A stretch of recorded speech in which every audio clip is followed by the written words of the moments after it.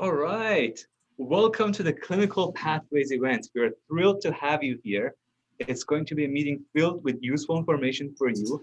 I know when I was in your shoes, I would look forward to events where I would hear from professionals who are just a couple of years down the road, and I could see and learn from their pathways. So today, we hope to give you some very pragmatic advice and pathways that you can look into further. Before I get started, I'm going to give you the lay of the land. So today's plan is to talk about the different mental health professions, to give you an overview of what each pathway entails, how you get into it, and what's the journey until you become that professional. To that end, we'll be hearing stories from different professionals who have graciously donated their time to be here with us today. And at the end, we'll have a chance to answer your questions. Now, you have submitted some questions, and we've been really diligent in making sure that the presentation covers as many of them as it can. The event will be recorded, and hopefully by end of the week, we'll send you an email with the recording and some additional resources that you can access. In the midpoint of the event, we'll take a 5-minute break. I don't know about you, but after staring at a screen for an hour, I'm ready for a break. And we'll make sure that we have a chance to relax and then come back for the second half. We also want to talk about the protocol in the event of a disturbance, or commonly known as a Zoom bombing. We will continue the presentation without any participants in that event and send you the recording. But I'm hoping that we get to all stay here and enjoy the wisdom of the presenters and give you a chance to ask the questions you may have. So before going further, I want to thank York University, specifically Dr. Javeen Rawana, who is the head of the Calumet and Stone College, who's sponsoring this event, who has provided us the infrastructure, the support, and the wisdom to launch this. I run this almost every year when I was a graduate student myself at York University and thereafter. And Dr. Rawana has always been kind in sponsoring the event. I also want to thank our awesome moderator, Annalisa Christosmato, is a new student coordinator for the Faculty of Health at York University. She will be supporting today's webinar as our Zoom moderator. So your questions will go to her, and she will sum it up and bring up the relevant ones for the panel to address as we get into the question period or perhaps during the break. So if you have any questions, make sure that you either put it to her in the chat privately or you send her an email. I also want to thank UPSA, the Undergraduate Psychology Student Association at York University, who have been so kind in advertising this event and every year invite us for presenting similar events. So if you are a York student, I highly recommend that you join UPSA. They have various programs such as peer mentoring, community relationships, events such as this, and they're launching an alumni network. So be in touch with them and they will help you access resources as you traverse your path in psychology. And these are all the ways you can access them. I should say that the event is being recorded, so you do not have to jot these down. So I'm going to take a moment and also thank our panel who have graciously, again, come here. And because as psychology students, we know how human memory works. We remember things when they're in context. I will introduce them again when you're talking about their story, their professional, and we're talking about that professional pathway specific. But for now, I'm just gonna shout their name, give a quick introduction, and ask them to give a quick hello so you can put a name to the face. I would like to first start by introducing Dr. Eduardo Rolden. Now, Dr. Rolden is a clinical and school psychologist. He is the director of the Tobico Psychological Services, a school board psychologist at the TCDSB, and my former supervisor. So it's an absolute delight for me to have him at this meeting. Dr. Rolden, if you could just say a quick hi to the audience. Hi, thank you. I'm very excited to be here today. Good morning. Thank you. Next up, I'm quite thrilled to have Ms. Janine Ruddy, who is not only a colleague, but someone who I've learned so much from when it comes to psychotherapy, to psychometry, and the proper administration of neuropsych batteries. Ms. Janine Ruddy is a registered psychotherapist and a clinical supervisor. She supervises psychotherapy students. Janine, if you could say hi to the audience for us. Hi, guys. Pleasure to have you. Next up, I want to really thank Dr. Cohen. Dr. Amber Cohen is a clinical psychologist with a wonderful practice in Midtown Toronto. She's the director of the Cohen Clinic. Dr. Cohen pursued the psychological doctorate, and she's going to share her wisdom on that when we get to that part. Dr. Cohen, if I could ask you to say hello. Hi, everyone. And saving the best for the last, I want to introduce Sarah Joss. Ms. Sarah Joss is a clinical social worker and also a professor. And she knows much about the social work field, which I'm so happy she could join us today because I know some of you are interested in that field. And also I've had the pleasure of working with her in the past and have gained from her clinical expertise. So Sarah, if I could just ask you to say a quick hi to the audience. Hi, everyone. Good morning. All right, so thank you, the panel. Now, at different points, the panel will join us to share their stories. For now, we're going to move on with the rest of the presentation to give you the lay of the landscape. So every year when I run this event, there's about 100, 200 students who attend. This year, we've had over 700 students sign up. And we're thrilled to have you. And this speaks to the interest in mental health, both as a career and a societal need. If you've looked at the news at all recently, there is an outpouring of need and of concerns regarding the mental health of the population. So I think mental health as a profession is definitely a growing profession, and one where you can not only make a meaningful impact, but also have an enriching career. And today we hope to show you what are the different pathways in the mental health professions, because it can be confusing. Oftentimes you can have varying labels such as different allied mental health professionals, social workers, psychologists, psychotherapists, psychiatrists. What are the differences between these similar sounding roles? And some people call them a therapist. Well, what is a therapist? Where does that fit in? What is a psychometrist? How can you become one? So today we'll go through all these different labels and roles and help you make sense of them. And the way we do this, I have developed this model when I coach students on their career pathways called the education, licensure, practice model. And the simple idea behind it is, for you to really understand the different pathways available to you, you have to understand 3 steps involved in each pathway. The education pathway, which is where you do your training, so that could be your graduate program.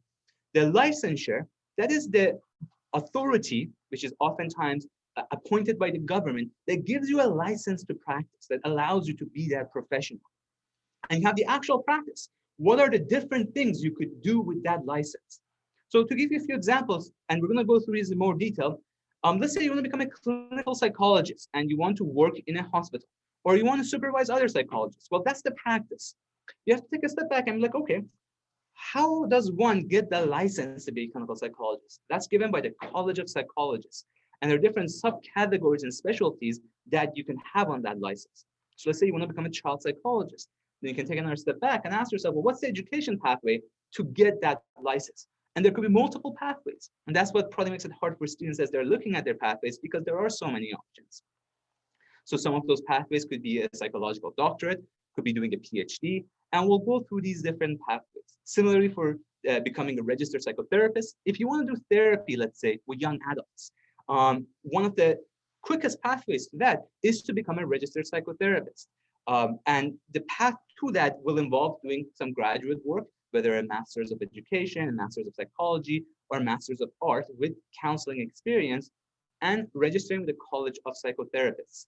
Once you're registered, there's a process until your license is finalized. And we're going to go through that in detail. So this is the lay of the landscape, and this is the ELP model. Now, there are aspects of the ELP model that we are not talking about today, and those are specific fields such as nursing. And the reason why we aren't talking about nursing, although nurses can do mental health work, they do amazing mental health work, is because most of your psychology undergraduates. And to get into nursing, you should be doing a bachelor's of nursing. And there's another field where we won't be talking about, which is occupational therapy, because again, although they can do psychotherapy, that is not the main focus of their work. But those are other pathways that are available to you. So what are these regulated healthcare professionals? If you go back to the college model, what are these colleges, these people who give you a license, and what is a license? In short, a license gives you permission to do 2 things. We have a Regulated Healthcare Professional Act, so regulated health professions, which means that to use a title of that profession, you have to have a license, and that's issued by a college, which is an authority figure appointed by the government that gives you the license to call yourself that. So for example, I don't have a license from the College of Dentistry, so I cannot call myself dentist or any variants of it, dental consultant, dental beautification expert. So I cannot use that label in a misleading way to make the public think that I'm an expert when it comes to teeth. There's also regulated acts. And acts are the things you're allowed to do once you have that license. So for example, psychotherapy is a regulated act. So although right now you could put up a sign on your wall and call yourself a life coach, because that is not a regulated term, you cannot do psychotherapy because that is a regulated act. Just like drilling teeth is a regulated act that only dentists can do. Taking blood is a regulated act that only a certain number of professionals, such as nurses and doctors, can do. So we have acts and we have professional designations. And you need a license to carry out a controlled act. And you need a license to use that title, such as being a psychologist, such as being a psychotherapist. Now, why is this system in place? Is to protect the public. It's because we don't want people who don't have sufficient training to be practicing in a field where they could cause harm to other people. We want to have certain minimum standards so that people enter the profession have a basic level of training. So when you go to a dentist, you can trust that they've had a certain amount of training and they know how to handle your teeth. When it comes to psychologists, psychotherapists, and other mental health professionals, such as social workers, the college ensures that that professional, when they've gotten their license, they have what it takes to be able to serve the public. And we also want to qualify and do quality assurance of people who may be mispracticing. So what are these regulated healthcare colleges? Well, there's 26 of them, and only a few will be relevant to our talk today. There's the College of Chiropody, the College of Dental Hygiene, the College of Dietitian, the College of Massage Therapy, etc. So all these colleges regulate different aspects of healthcare. The colleges that are relevant to us are the College of Psychology, the College of Psychotherapy, and the College of Social Workers. So here are some examples of regulated acts, of controlled acts. And this will be important when we talk about the differences in mental health professions. So what is the difference between a psychologist and a psychiatrist, a psychologist and a registered psychotherapist, or a mental health social worker? And the primary differences are in the acts we are allowed to do. Now, we will talk more about this as we go through each field. In a nutshell, a psychologist typically is allowed to do both treatment, so doing psychotherapy, and assessment and diagnosis, so they can communicate a diagnosis. They can diagnose someone, for example, with depression, with ADHD. That act of diagnosis is a reserved act that not all mental health professionals can do. Psychotherapy is another reserved act, and only a number of professionals can do that. So here's the Psychotherapy Act as it's in the legislature. The practice of psychotherapy is the assessment and treatment of cognitive, emotional, and behavioral disturbances. So this encompasses all the different forms of therapy we could do, from visual to talk therapy to non-verbal therapy. So this could even include using arts, using music, using animals. So this is a broad category of acts that you as a psychotherapist are now permitted to do. And there are 7 colleges that are allowed to do these acts. I have some of them listed here. For example, nurses, occupational therapists, physicians and surgeons, registered psychotherapists, and psychologists. Now, many of you in the question said that you were interested in doing therapy, in helping others. And to do that, you would have to have a license that permits you to do that, permits you to do this act. So what about things that aren't regulated? And Dr. Rolden, if I could ask you to jump in here. What are some professions that you have worked with that do amazing work, but who are not regulated?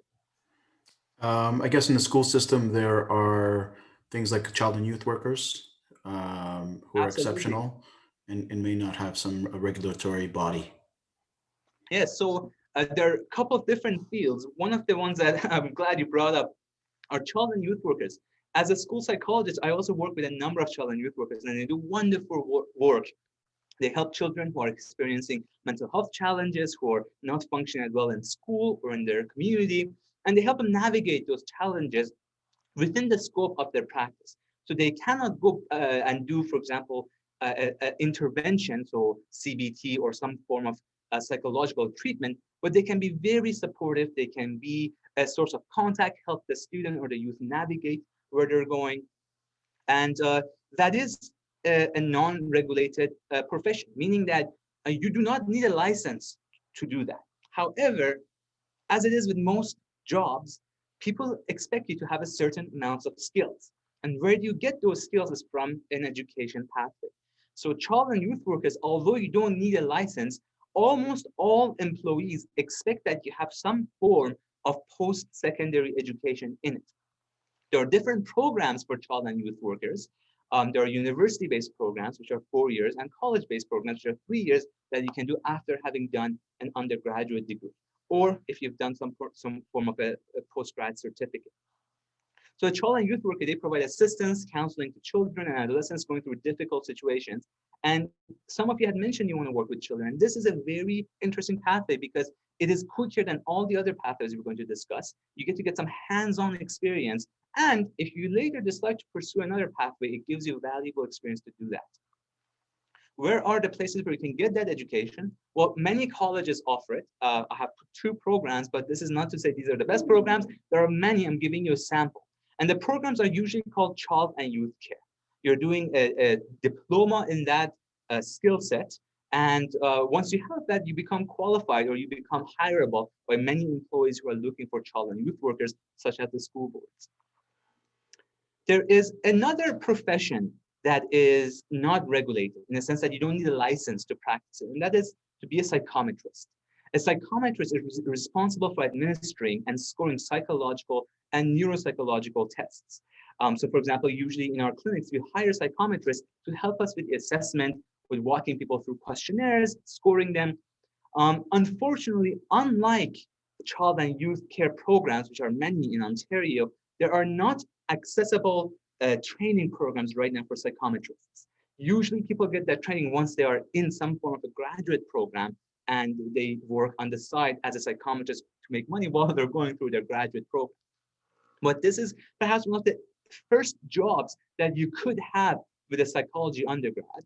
And it's one that you become very qualified for if you have any form of a master's or graduate training. Or if you're in a graduate program even, you have to finish it.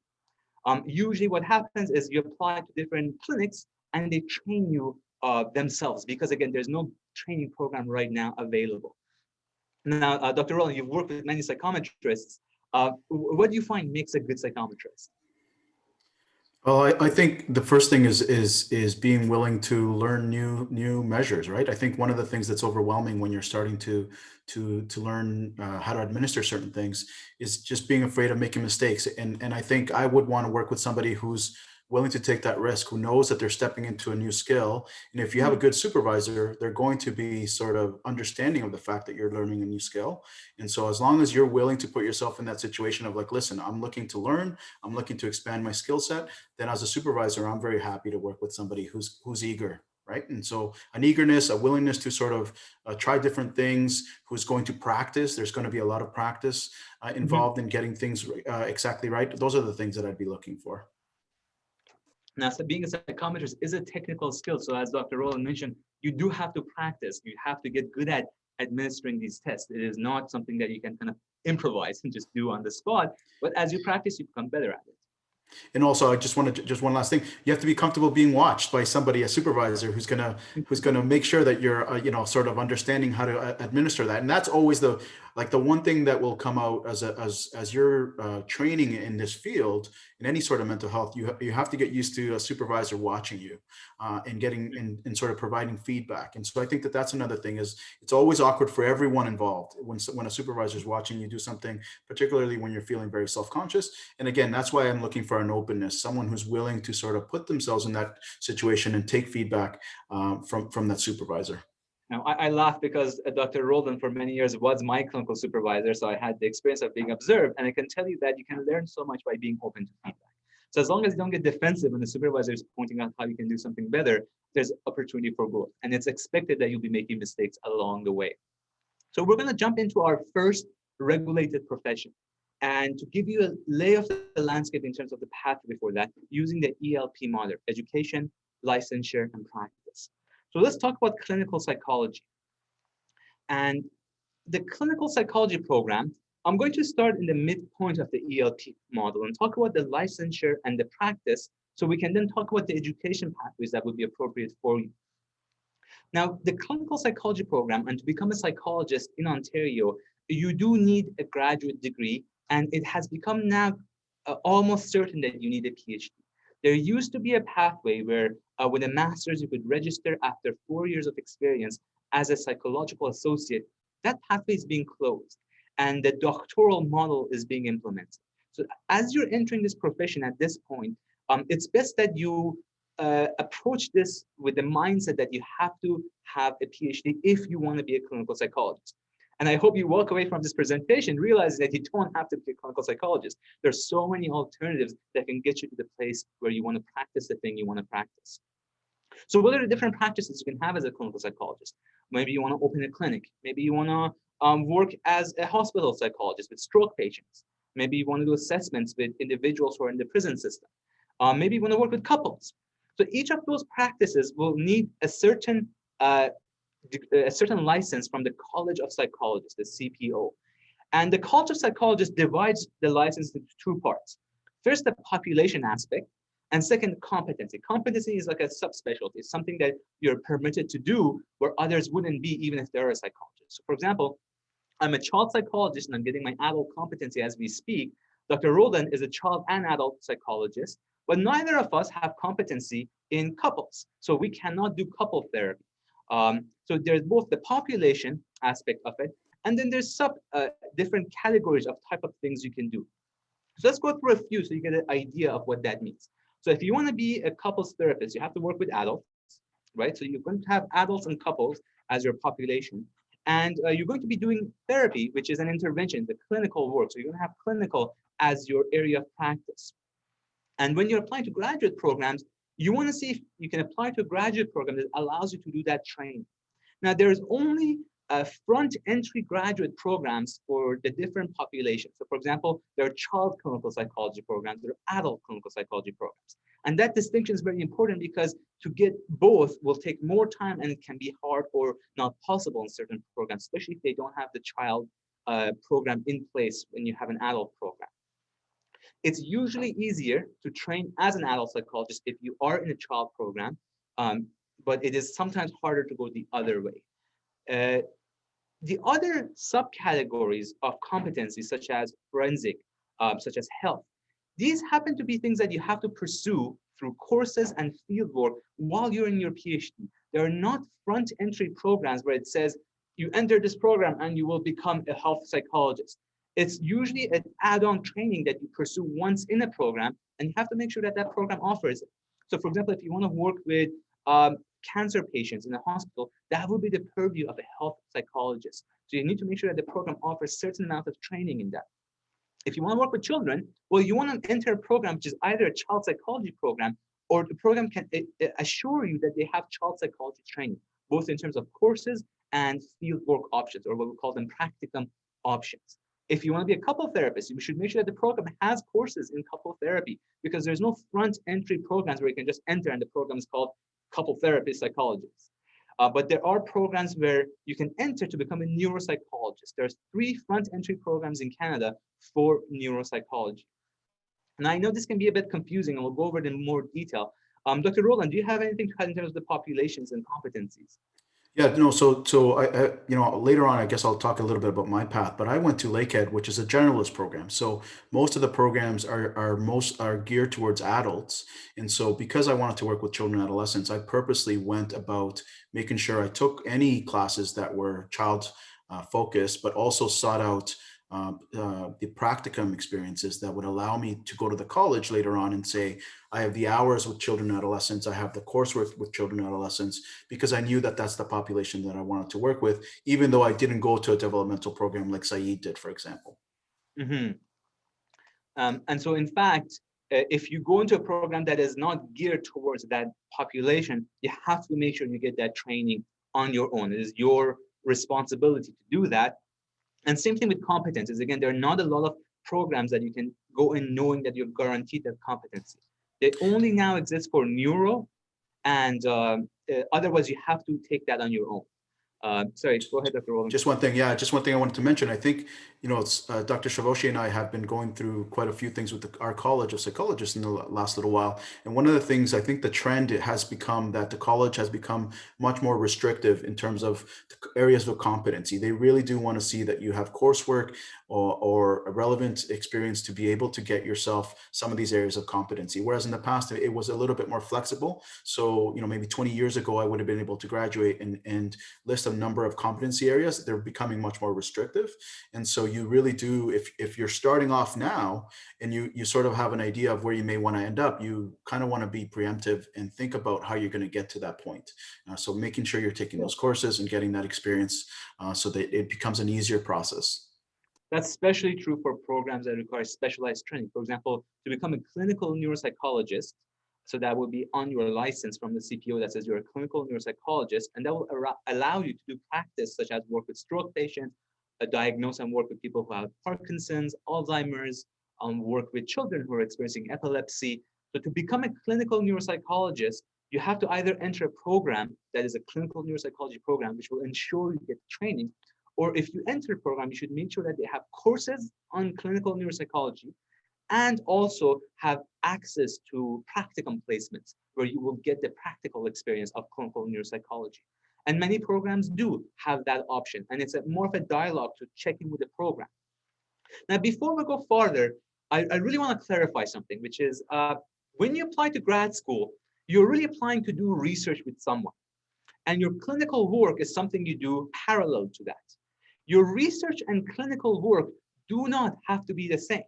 So you could be doing research on depression and your clinical work could be on eating disorders or could be working with neuro patients, people who have traumatic brain injury. You could be a clinical neuropsychologist and your research could be with individuals who are interacting with the legal system. So your research could be forensic. In other words, what you research in graduate school does not have to be linked with what you're doing clinically and training to be as a licensed clinician. Those are almost separate things. Now, however, it is really good if they do converge because it makes your life easier. You're doing kind of the same, you're dealing with the same information in both domains. But otherwise, your clinical training and your research can almost be in parallel and sometimes in different worlds. And that can make it a little bit tough for students who have to juggle these two different hats of being a researcher and of being a clinician in a different domain. I don't know if that was your experience, Dr. Rolden, with your research. Yeah, actually, I'm exactly that. So my research was on body image and females and media, and I don't do that clinically. So it's very different than what I do clinically. So yeah, exactly. Okay. So let's say you have some idea of the practice you want to do. You want to work with children and you want to do psychoeducational assessments. You want to look at learning disabilities, or maybe you want to work with children who have attention difficulties or autism. How do you pick the education pathway to get to that license so then you can have that practice? Remember, ELP, Education License Practice. Well, let's go through some options that you could have. So for example, if you want to become a child psychologist so that you can work with children who have autism, you could enter a child psychology program, a PhD child psychology program.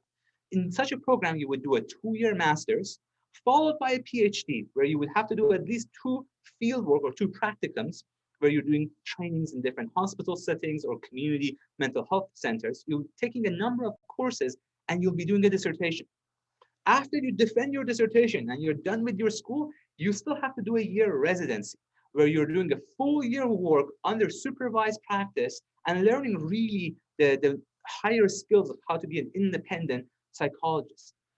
After your residency is done, you now practice for 1 additional year under what's called supervised practice. So at that point, you're no longer in school, you're done with your PhD, you are Dr. so-and-so, brackets, supervised practice. That means that you're still finishing up your licensing process. You have to write a certain number of exams, and you have to finish 1 year of full-time work. And 2 other psychologists have to sign off and say, you're competent. We trust you with the public. And then you become an autonomous child clinical psychologist. So this path can take a while. There are other pathways that we're going to discuss later.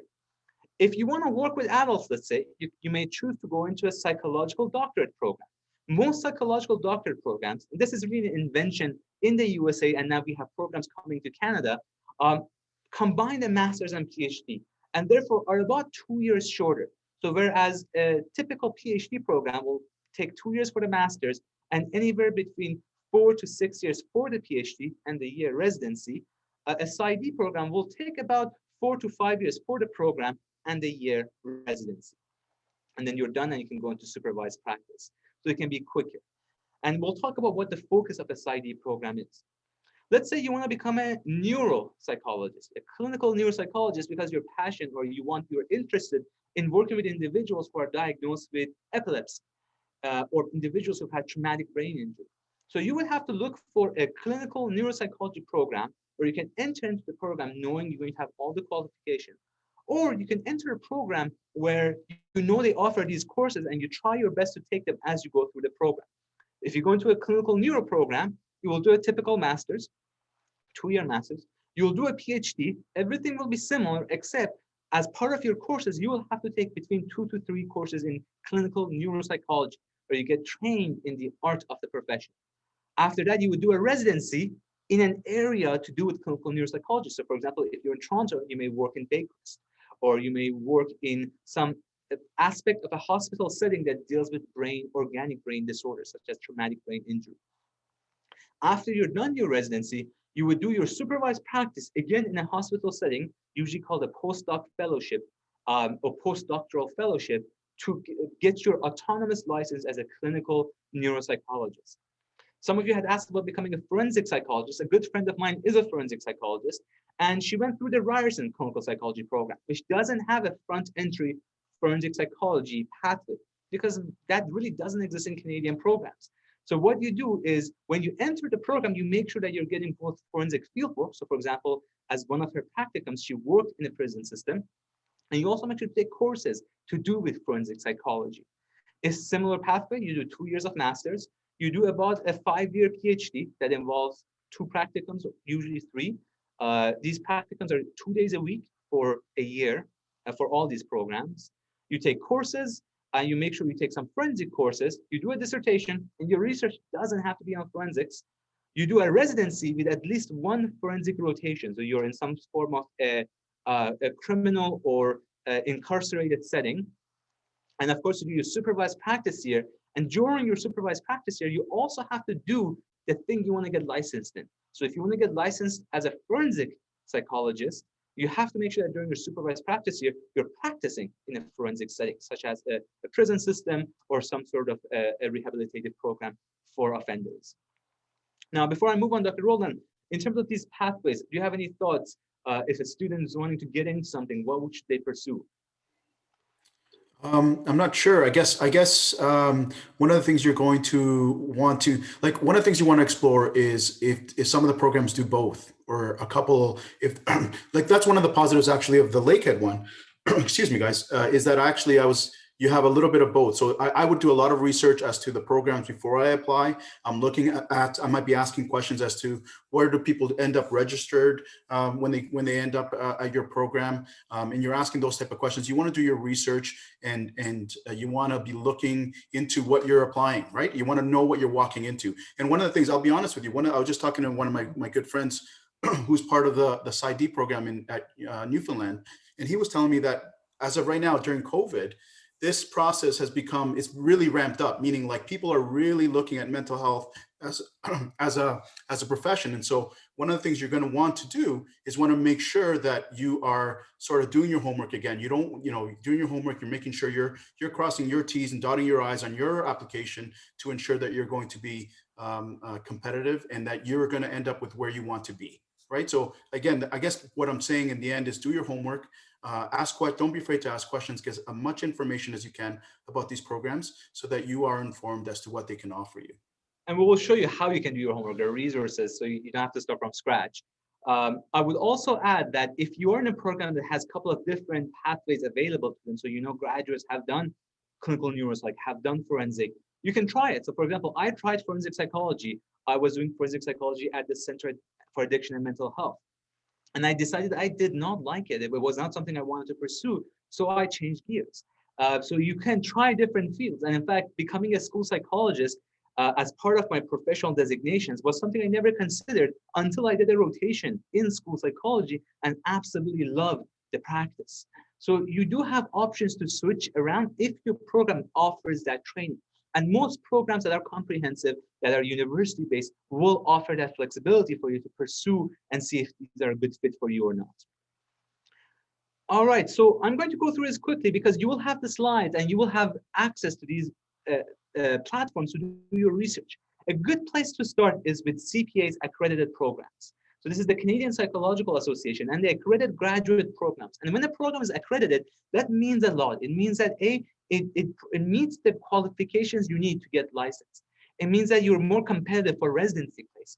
So accredited programs are essentially programs that have been approved by a committee of people who are in the profession to meet certain standards, the highest standards of training. So there's a whole list of them, and there are many accredited programs across Canada. And you can go on the CPA website to look at the programs. And so I'll give you some, for example, in counseling psychology, these are the accredited programs that are available in Canada. And in a moment, I'll tell you what the difference between counseling psychology and clinical psychology is. Don't worry.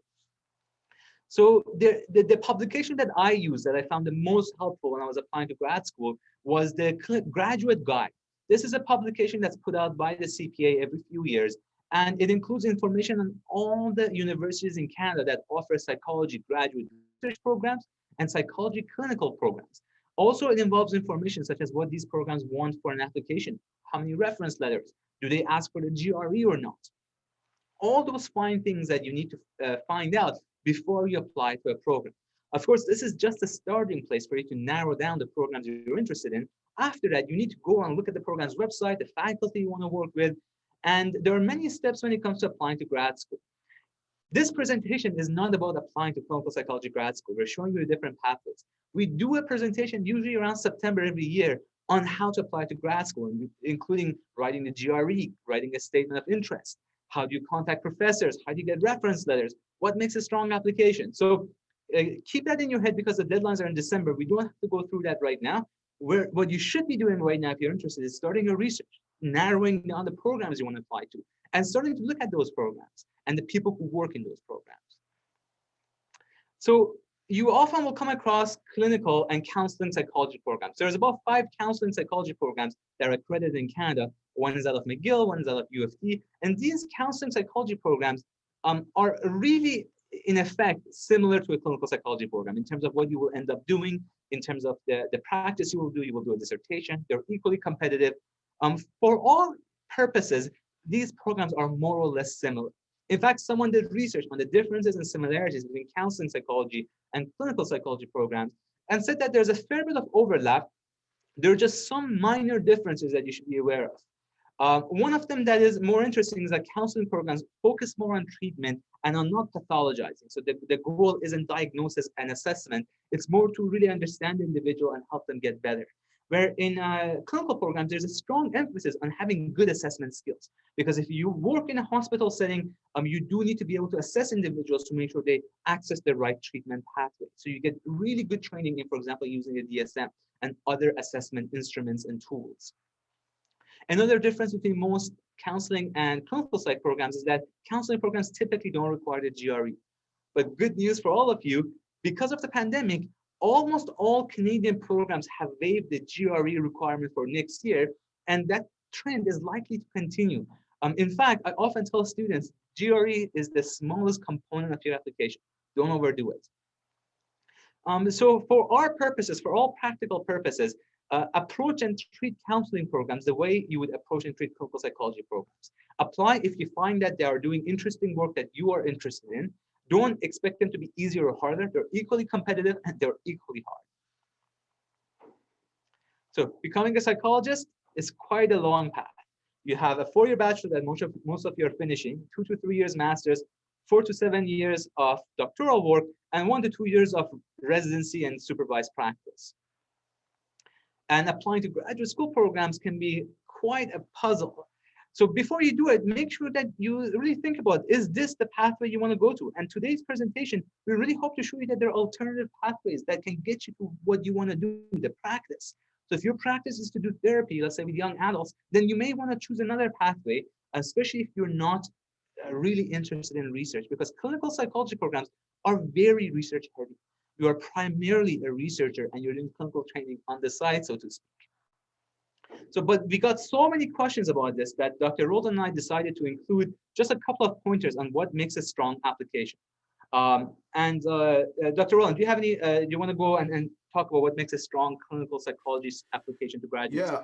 Yeah, I guess for me, again, it goes back to this idea of being prepared, because I think it speaks to some of the things that maybe I was missing when I applied to grad school, right? And sort of, I guess I'll explain it a little bit later, but for me, psychology was not my first sort of calling, or what I sort of also fell into psychology. And so if you are looking at like, this is something that I want to do, then you want to make sure you're trying to build relationships with people who are already in the field. So any labs at your undergrad, you want to start to get to know professors. You want to start building some of those relationships. You're gaining a little bit of experience, whether you're volunteering in a lab.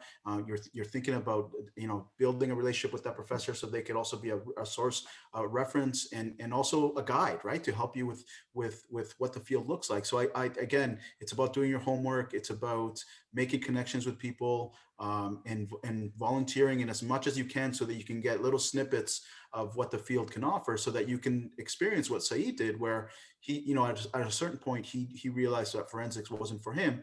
That's one of the things that I'm going to say to you guys. One of my main things is, if you're volunteering, I would be looking at, I'm volunteering in things that I envision for myself, because it gives me a little bit of a taste of what it's like, and I can start to recognize it. Is this for me or not? Right. So those are some of the things I would say. And Dr. Rolden will talk about where he volunteered when he tells his story, so don't worry, you'll have some ideas. So I'll break this down for you. And again, I want to tell you that we will be doing this again in September. So this is just an appetizer and it won't be comprehensive. But when I coach students and when I interview students, I'm looking really for these 5 points to help them get into a clinical psychology program. First and foremost, research experience. When you're applying to a clinical psychology program, you're applying to be a competent researcher. So they want to see that you have volunteered in a lab for a number of years, that you have been involved in different aspects of the research process. And it's not just enough to have volunteered in a lab. To get into a clinical psychology program, you have to have independent research work. You have to demonstrate that you can run a research project from start to finish.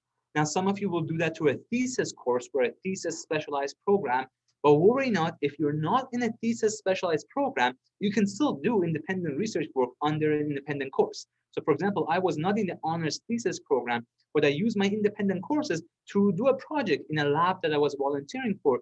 So when it came to grad school interviews, I could speak well about the research process, about the choices I made, how I wrote it up, the analyses I used. So you really want to be fluent in being able to talk about research, your research experience, and how you went about conducting research. Those are the main strength of your application. You need some form of relevant volunteer clinical work. And again, the expectation isn't that you're already a full-fledged clinician going into grad school. So this part, you don't need to overdo it, but it's important to demonstrate that you have strong interpersonal skills. And the best way to demonstrate that is to actually do something in society. So volunteer in some field that's relevant to what you want to get into. And as Dr. Rolden pointed out, that will also tell you or show you if that is indeed what you want to do. So if you are interested in autism, there are many institutions that you can volunteer at. If you're interested in patients who are experiencing or recovering from traumatic brain injury, there are many places where you can try to volunteer at. So you definitely want to have that aspect of your application to make you more wholesome, to really show that you're multifaceted. You need to meet the minimum GPA threshold, and really that's it. You don't need to have a 4.0. And the minimum is there because you need that to apply for scholarships, for funding, which is something you have to do when you apply to grad school. And the most important thing is the fit with the advisor and the program.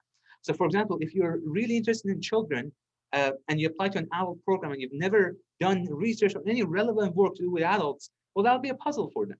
Or vice versa, if you're applying to a child program and you really have no interest or have never worked with children in any capacity or done research on that, well, again, that may be a weakness in your application. You want to make sure that you're a good fit to the advisor, to the supervisor you're applying for, and the program as a whole.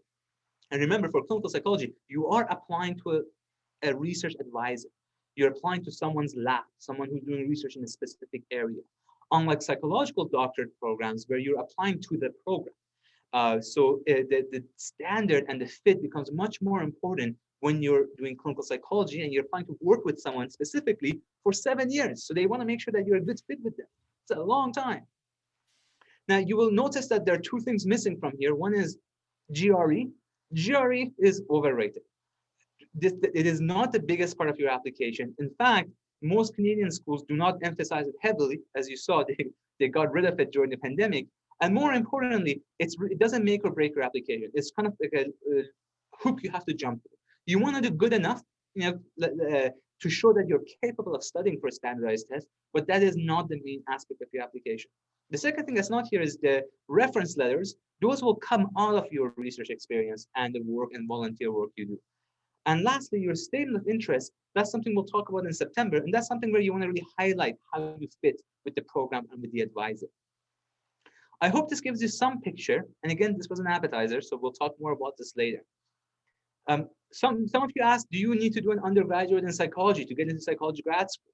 And the answer is no, you don't need to, but you do need to have a certain amount of courses. So most programs require at least 8 courses in an undergraduate psychology level with a certain number of them at a senior level.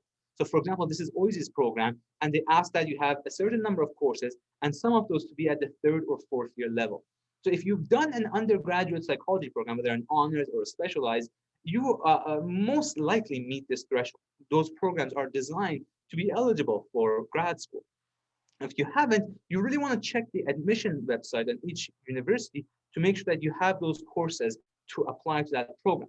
And the reason they ask for these is because when you register as a psychologist, the College of Psychologists asks that you have a certain amount of courses across diverse fields.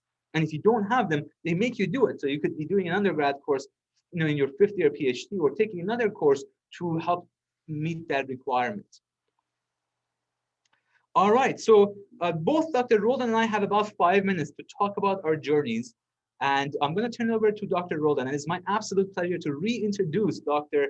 Ed Rolden, who is the Director of Etobicoke Psychological Services, is a school psychologist at the Toronto Catholic School Board.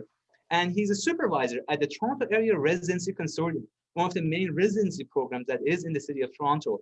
And as part of that, he has interviewed hundreds of graduate psychologists, clinical psychology students. So he not only knows what it takes to get into the field, but what it takes to shine.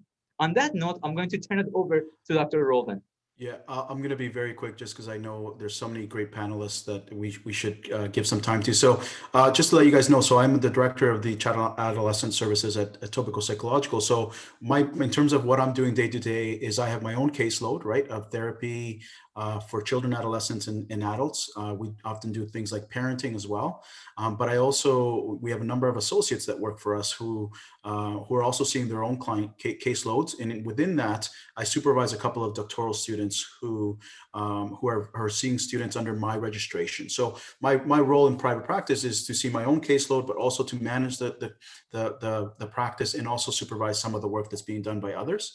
At the school board, doing a variety of things like assessing for kids with learning disabilities, attention issues, social emotional concerns, so aggressive behaviors, if there's anxiety or depression. And also a big bulk of what I do at the board is supervision again.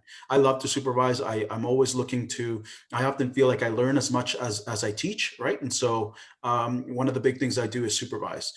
Just a couple of things in terms of how I got here. I'll be very quick, but tell you that my path was unconventional. So I have a degree in human biology from U of T. So I graduated with a 4-year human biology specialist program, and I did nothing with that. I went to go work at a law firm for a year, and then I decided what to take psychology as a summer school program, a summer course at York, and loved it. And once I was able to do that, I applied into psychology, and I only did 2 years of pure psychology because they were able to transfer over my credits. And that's what I used to apply to grad school, the 2 years. So that's why my core, I wasn't able to do the same level of planning that you might be able to do, because I was sort of rushed into 2 years of psychology, and I didn't know some of the things that I would tell myself if I was younger. Things like make a relationship, build a relationship with a lab, build a relationship with a supervisor. Think about what you're going to apply for funding that is going to make you more of a relevant and attractive applicant for the grad schools. And so some of the challenges for me was sort of knowing the right fit. And actually, this is a really good point in terms of the one thing I think I did quite well is to volunteer. And so, for example, I volunteered at the Geneva Center with individuals with autism. And once I started to volunteer with individuals with autism, I also got a job there afterwards.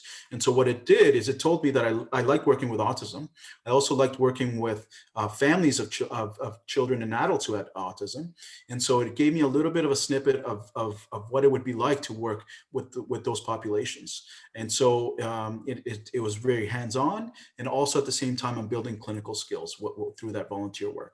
And so that's why I say to you, it's really important to think about some of the things you may want to try and go and volunteer. People are looking for volunteers all the time. And so that's one thing I would say. Okay, thank you, Dr. Rolden. And it's great to hear that there are different pathways to get to where you are, that if you haven't followed the conventional path of, let's say, it's specialized honors undergrad, and you're wondering if you have what it takes, it's more a question of making your path. And I think the key thing Dr. Rolden is mentioning is building relationships. When it comes to applying to clinical psychology grad school, it is not just your GPA. It is not just checking off certain boxes. You need people you work with for at least a significant amount of time, hopefully more than a year, who can really speak about your abilities and who can really help mentor you as you embark on this path. And this may... So can I jump in one thing? Sorry, I don't mean to interrupt you. I just one last thing that I want to make sure, because it comes through also when I supervise and when I'm doing applicants for residency, is I would be working, if there's one skill set that I sort of recommend you focus on is your writing. Because oftentimes what you're applying is through a written document. And so how you are able to express yourself in a coherent and a sophisticated way is going to be very, very important. So that's just the one thing I would say to you. If you're thinking about doing this, I would be working on writing, working on how I can make my ideas concise, but still be very, sophisticated in some way. So just sorry, I didn't mean to interrupt, but that's one thing I wanted to say. That's okay. And that's absolutely true. Writing is an important skill to have because most of your work will be in some written form, even research. Statistics is going to be important because much of research depends on your ability to do not only pure stats, but also methods, so knowing about research methods. And what I want to point out is that if you don't have that relationship right now with a lab, with a faculty who can mentor you and provide you with reference letters, it is not uncommon for students to continue working as a research assistant or in a lab for a year or two after their undergraduate degree to build up those skills and then apply, or to apply at every year as they're doing it. It is quite common for students to spend time to develop the skills they need to get in because the programs are very competitive. If it is indeed that's the pathway you want, because there are alternative pathways that our wonderful panelists will speak about as we move forward. So on that note, I'm going to move ahead and apologize. I have misnamed the Etobicoke Psychological Services. It is not a school, it is a clinic. I apologize for that, Dr. Rolden. All right. It's almost like you don't work there, Saeed. It is, and I do work there. All right, so I will speak about my experience after I can clear this. There we go. So I'm a child and school psychologist, and I'm also working with adults and getting that competency right now through the College of Psychologists. In my day-to-day job, I'm a school board psychologist at the Toronto Catholic School Board, where I consult with parents about their children if they're having learning issues. I do assessments of children to see if they have learning disabilities, if they have any attention issues such as ADHD, any developmental disorders. And I also do one-on-one work with young adults. I do therapy, and I do work with adults who are perhaps your age and older, who are experiencing challenges and perhaps difficult emotions and difficult situations such as depression and anxiety. One of my passions is about time management and how we can regulate our life, so life organization. So I often coach individuals on how they can better manage their life to perform and achieve the goals they want. And that was my research in graduate school. I'm a clinical supervisor at the York University Psychology Clinic, and I love mentoring and working with emerging professionals in our field. And I can tell you that one of the things that really makes students stand out in my eyes is enthusiasm. When I see a student who, as we call, is keen, it really makes me feel good that, oh, this student is really eager to learn and to improve. And the second thing is openness to feedback, because we all have room to grow. I do, and I appreciate when, for example, my supervisors and mentors, such as Dr. Rolden, tell me how I can be doing things better. It is really a gift to get that feedback. My pathway was, I started doing an undergraduate degree at University of Toronto in computer science and artificial intelligence. I did not think I wanted to do psychology. And I realized I don't like staring at computers, which is why we're going to take a break shortly, because we've been staring at a computer for too long now. And I like working with people. I'm a people person. And I read a book that really changed my pathway, and that was Carl Rogers on Becoming a Person, and Viktor Frankl, Man's Search for Meaning. And I realized, wow, this is a field I want to get into, if for anything, just to better understand myself and improve myself. So I switched my major to psychology, and I started emailing professors to get research experience because I knew I would want to go into graduate school. I emailed perhaps 50 professors in my second year. About 3 got back to me, 2 offered me an interview, and 1 offered me a position. And that is not uncommon. When I often talk to undergraduates, I talk about casting a wide net. It's because these positions are so competitive. It is okay to reach out and to ask. Worst case scenario, they say no, and that's okay. You can try again and try with a wider audience. So after getting that research experience, I started doing volunteer work in the Toronto distress centers, and that gave me some idea of what clinical work may look like. And I realized I really enjoy working with younger adults, university age and younger, emerging adults. So I applied to York University and a number of other graduate programs, and I was accepted to Guelph, Ryerson. Now I chose York because the supervisor that I was accepted by did research with young adults, which is the field I really love. I did my studies at York, graduated, was at the Toronto Consortium where Dr. Rolden was one of my supervisors, and licensed, and now I continue to practice. I have a clinic in Midtown Toronto where I do assessments with young adults who are having learning issues, and I teach here skills that can help people become more employable in the psychology world. I think the hardest challenges I faced was getting into a lab, especially coming from another field. I often got quizzed as to why I didn't have the introductory psychology course, and I was already applying to their labs. And the advice I would give my younger self is start sooner getting real experience. I think I overspent time studying for standardized tests and worrying about a 0.2 difference in the GPA, where what really makes or breaks it are relationships.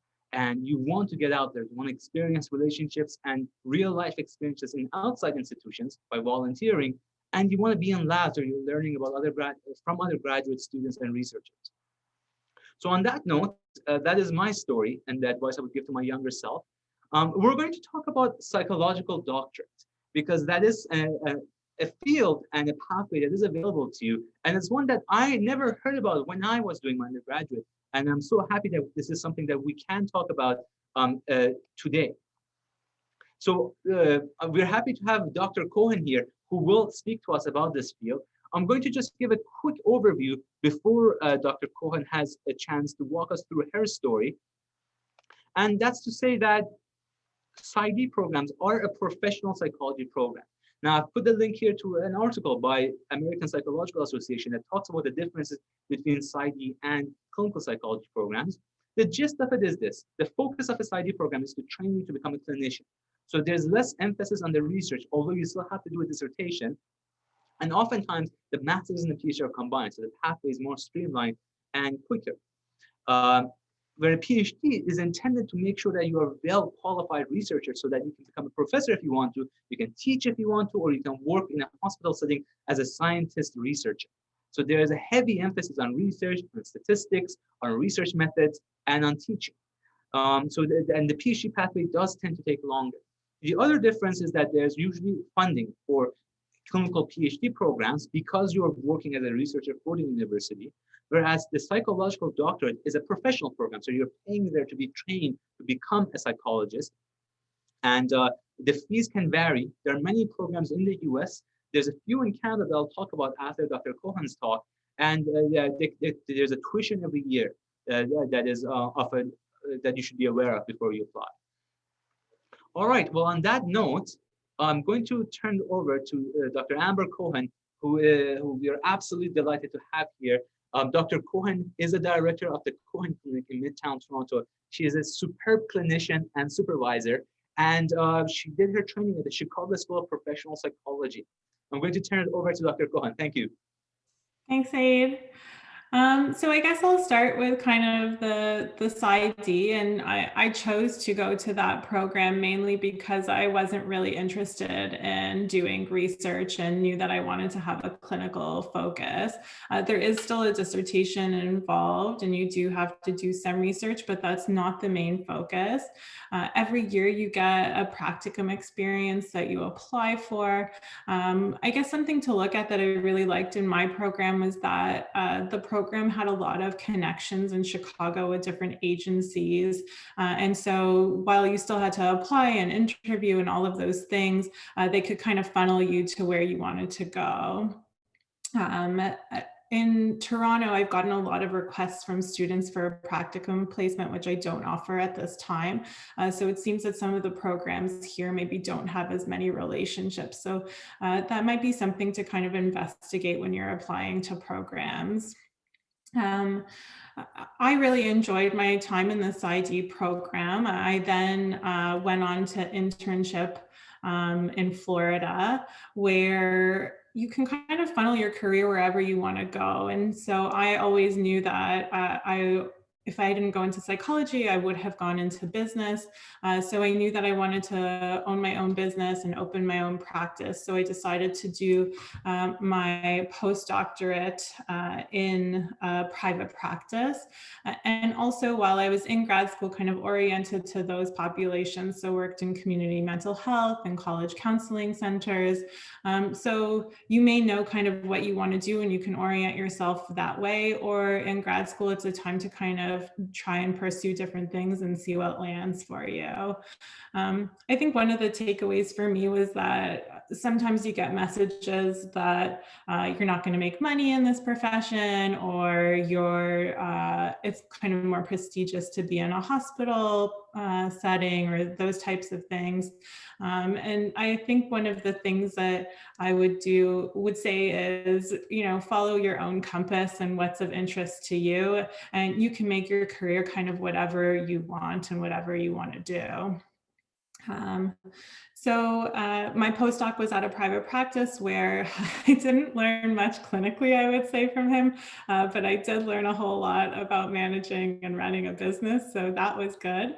And then I came back to Ontario, to Toronto, where I had to get re-licensed again. So I was already licensed in New York and in Florida, but something to know is that the College of Psychologists of Ontario is one of the most stringent colleges there are in North America. They have a lot of things that they look for in order to get registered with them. And so that's really great on the one hand to protect clients and make sure you know what you're doing in terms of being able to do assessment, to diagnose people, and do the work that we do as psychologists. But also know just kind of personally along that path, it can be a bit of a hard go. And I think, Saeed, you can correct me if I'm wrong on this, but one of the aspects that they do look for is that you do have an undergrad in psychology in order to get registered with them. So that's something to kind of keep in mind if you are looking to get the title of a registered psychologist. And then what else can I say about that? So then shortly after I got registered here, I opened my own practice. So that's been about 5.5, 6 years ago. The practice has grown, so it's me and 5 other therapists now. And kind of what my week looks like is probably 2/3 doing clinical work, where I work with adult clients doing therapy.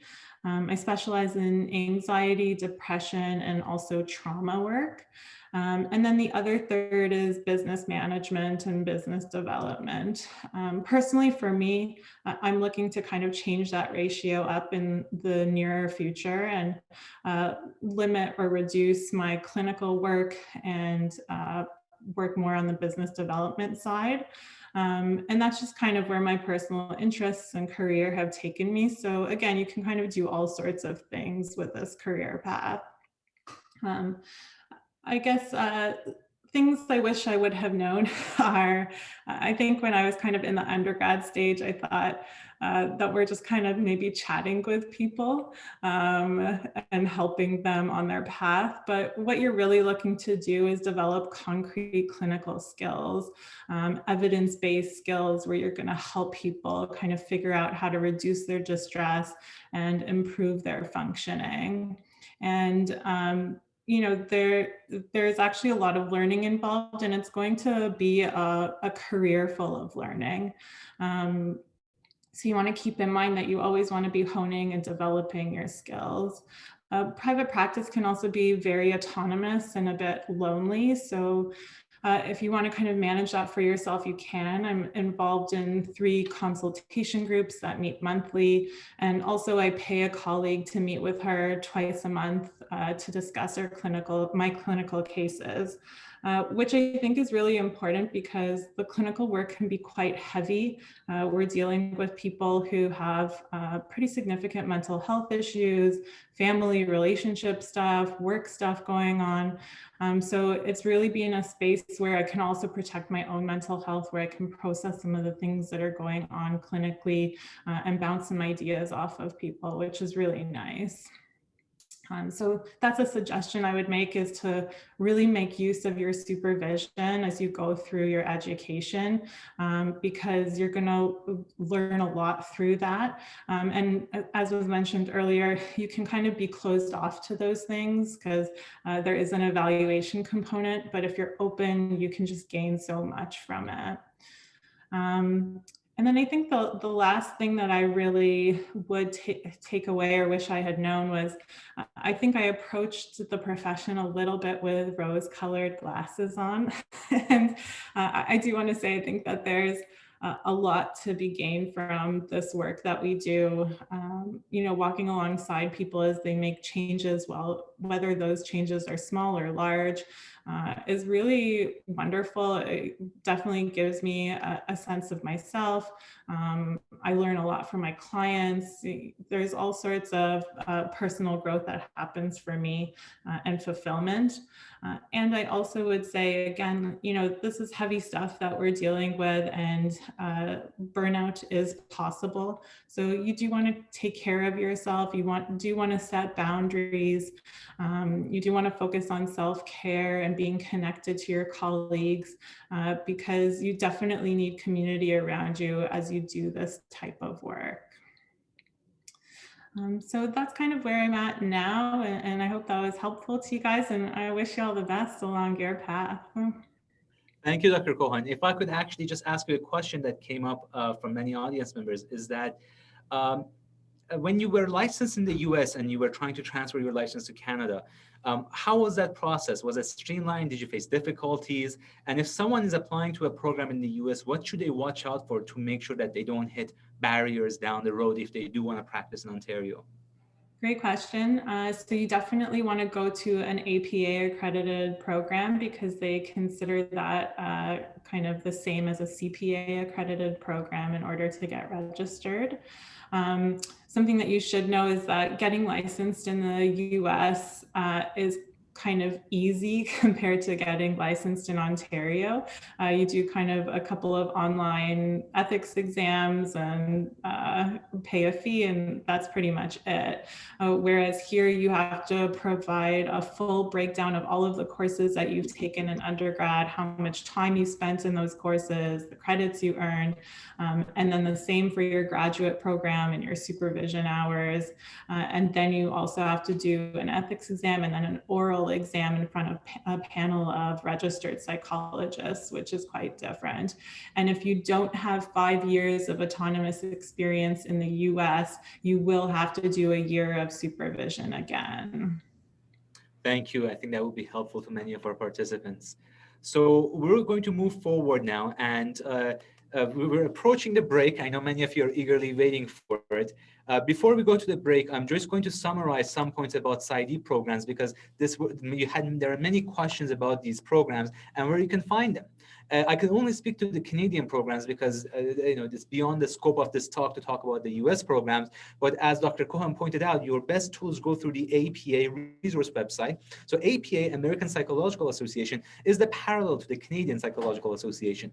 And they also accredit different programs. And if they have accredited a program, they essentially are saying this program meets high standards. And the CPA would also accept those standards.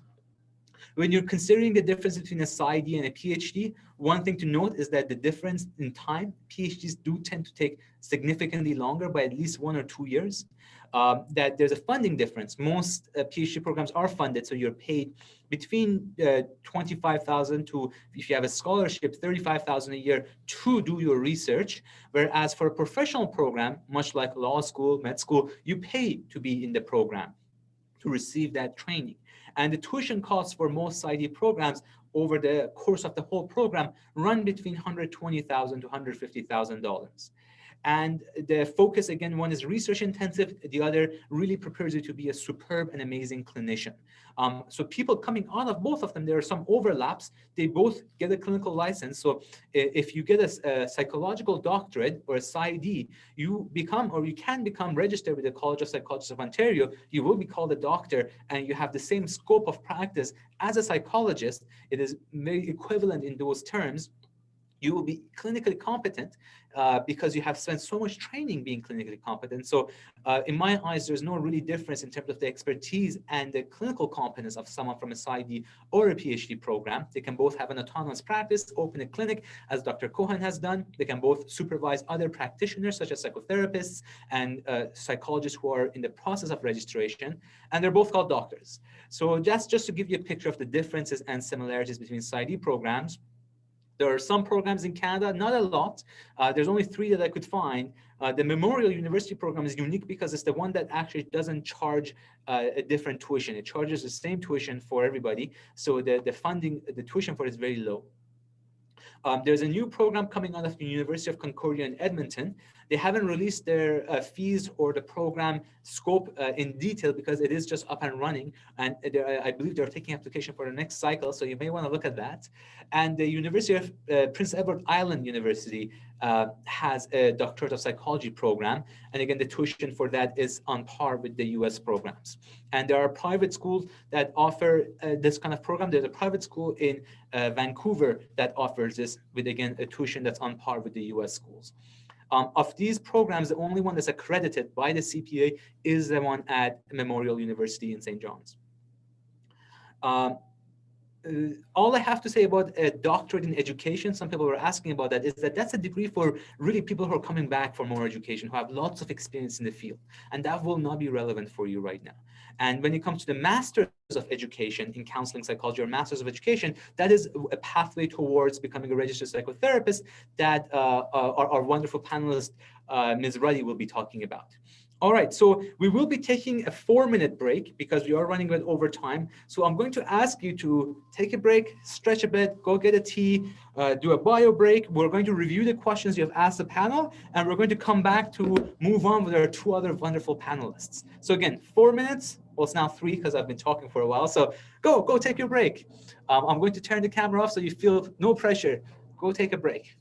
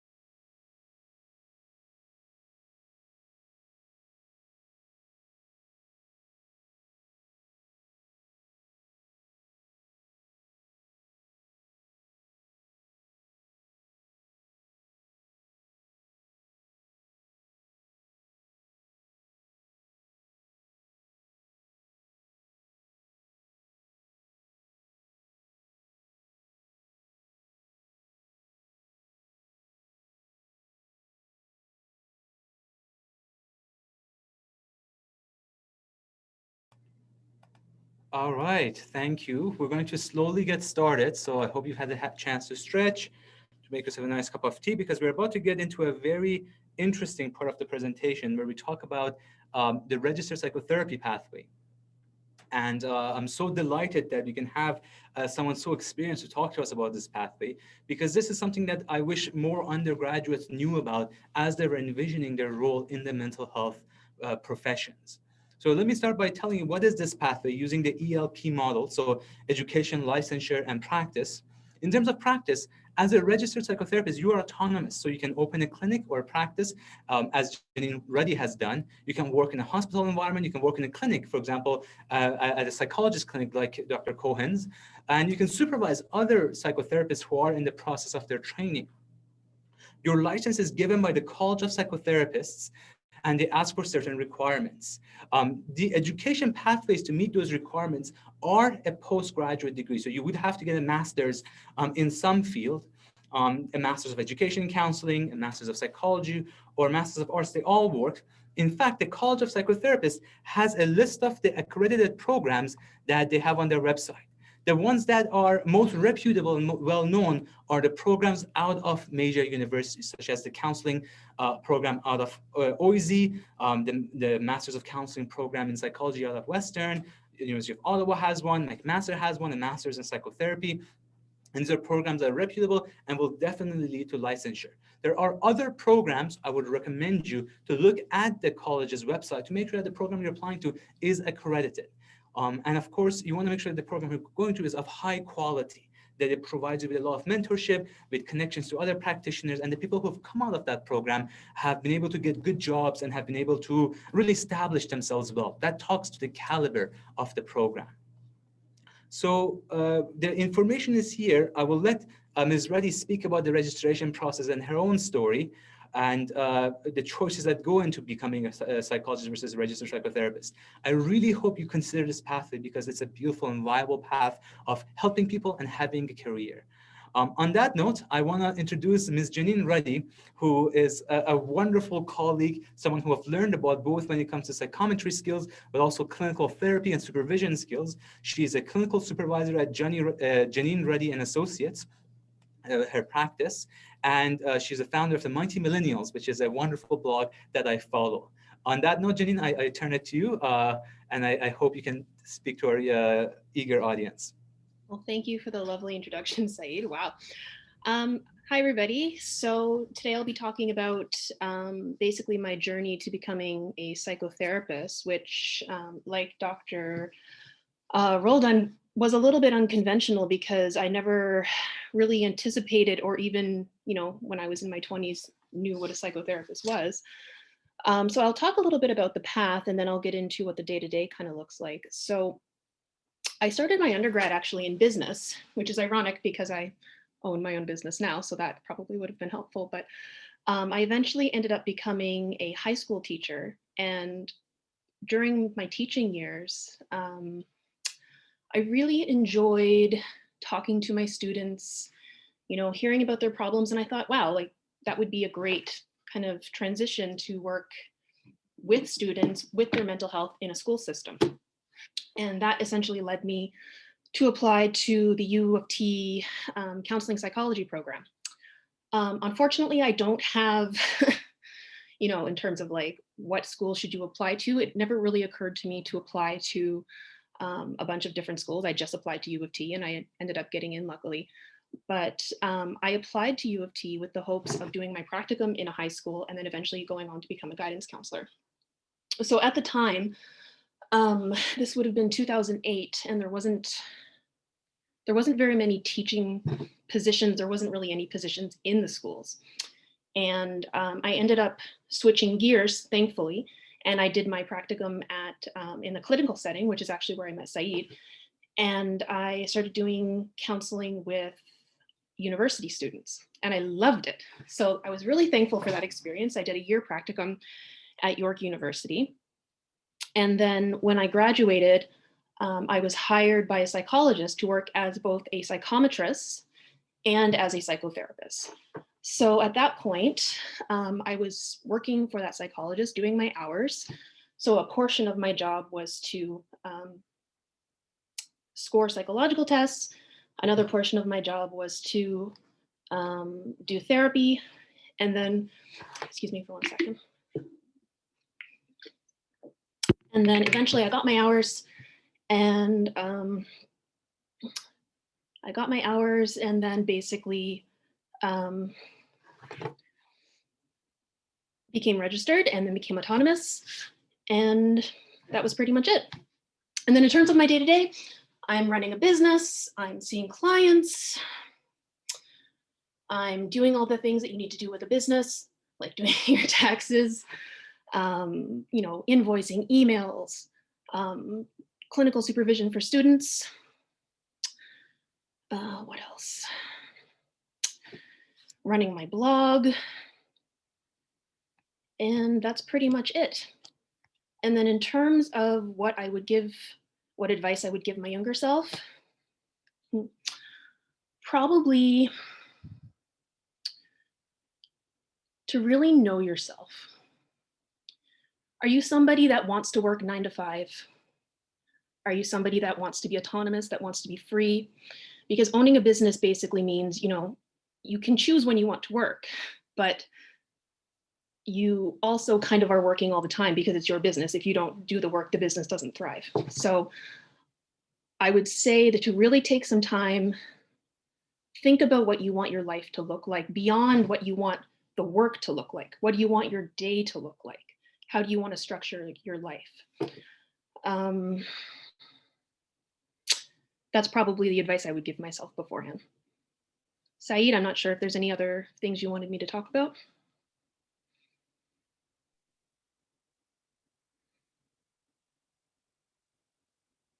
Thank you for that presentation. Really appreciate it, because I think many of our youth here are eager to learn about psychotherapy. What I would ask you is, in terms of current opportunities for recent graduates, what do you think if someone went and did a master's, let's say out of U of T, where you did it, or out of Western, out of McMaster's, and after the 2 years, where do you think they'll end up in terms of a career pathway?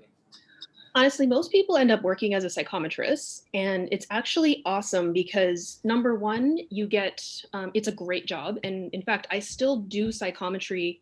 So I have my business portion of my job. And then I also still work with a neuropsychologist, and I do neuropsychology assessments a couple times a week. You're probably wondering why I do that, even if I have my own practice. And the answer is simple. I really like it. It's, you know, it's a time where you get to still work with people. And, you know, if you're interested in this career, you probably like working with people. But it's a little bit different from therapy in the sense that you're not necessarily responsible for this client on the day-to-day, because you're seeing them for, you know, 1 or 2 sessions, you're administering the tests, you score the tests, and then you pass that on to the psychologist. So it was a wonderful job to have when starting out. You end up learning so much from the psychologist that you work with. Now, the issue with the psychometry profession is that there aren't any really training programs available. So it's not like you learn how to be a psychometrist during your undergrad, or sorry, during your master's. So what ends up happening, it's very much like a, like who you know, can you somehow get in? And then if you're lucky enough to do that, you'll get trained. So what ended up happening with me is that my clinical supervisor hired me for her private practice. And then I was trained to be a psychometrist for psychological assessments. Through her practice, I ended up meeting other psychometrists who worked for neuropsychologists, and I ended up meeting him, getting hired, and then getting trained on the job to learn how to become a psychometrist for neuropsychs. So, you know, it's really a great job, especially, and sometimes they do also hire undergrad psychology. So like if you've graduated with your undergrad in psychology, there is a chance that you can actually work as a psychometrist as well. Most of the time they want you to have a master's, and usually it's in counseling psychology or something similar. But, you know, the training is pretty intense. It's a lot to know, particularly if you're doing neuropsychs, because there's a lot going on. You know, you're, like Dr. Ed said, you know, you're being watched, you're being supervised, you're with your client, you're kind of watching them, seeing how they're acting in the session, you're writing your observations. And on top of that, you're having to keep an eye on the clock because certain tests have to be administered in certain ways with time delays. So it's a great career for somebody coming out either from undergrad or for a master's program. And if you are a psychotherapist in addition to that, I think it's a wonderful, it's actually kind of like a wonderful way to have a little bit of a break from therapy. And like Dr. Cohen mentioned about self-care, it's actually one of the ways that I handle burnout by still being able to work, but not necessarily taking on, you know, the issues that you would typically deal with in therapy. Thank you so much, Ms. Reddy. I really appreciate your input, and I think it's most relevant to recent graduates. And again, I encourage everyone to consider this pathway and also look at the College of Psychotherapists, because there are numerous resources there in terms of the different programs and what they expect you to have when you apply. I would say these programs are much less research intensive. In fact, many of them don't require you to have research experience, and they do more value your life experience and clinical experience. So that kind of volunteer work, having that interpersonal skills that you can demonstrate through the various places you've been at. And they will also highly value your passion for mental health. So if you've been involved in any mental health organizations, that would shine through. I would actually just say one more thing about the college, just before you move on to Sarah. I was really lucky when I started, because when I graduated, the college had just been proclaimed. And kind of what Ed had mentioned before about, you know, maybe 20 years ago, things were a little bit more loosey-goosey in terms of getting in. But when I got in, I actually got grandfathered in. So I didn't face a lot of challenges because I already had my hours from working for a number of years. I pretty much just submitted my application, did the ethics exam, and then it was done. So for you guys coming, you know, into a master's program now or thinking about one, I think the most important thing I would say to you is pick a master's program that is listed on the college's website. Because if you don't, what can end up happening is you'll graduate, hooray, you'll submit your application. And then it's very possible that the college is going to say, nah, no thanks. We want you to do a mapping tool. And basically what that means is you're going to spend God knows how much time going through every course that you did in your master's program to prove to the college that you're worthy of joining them. And that means that you're not working as a psychotherapist in that weird gray zone between your application and them saying yes. And I know a bunch of people that that's happened to. Another thing I would keep in mind as well is when you're doing your practicum hours and even your clinical hours afterwards, you need a certain amount of hours to, number one, join the college, and to become an RPQ, and number two, to become autonomous, to make sure they count. Because I've also had some colleagues work as a counselor, psychotherapist, whatever, and only to have their hours denied by the college and saying that they don't count. So those are two pieces of advice I would give you if you're thinking about joining the College of Registered Psychotherapists, just to really do your homework and make sure that what you're doing actually counts. Thank you. That's really helpful. And I think it's helpful, especially because our students are looking to make sure that they're on a path that they can be certain about, that they can feel good about. Yeah.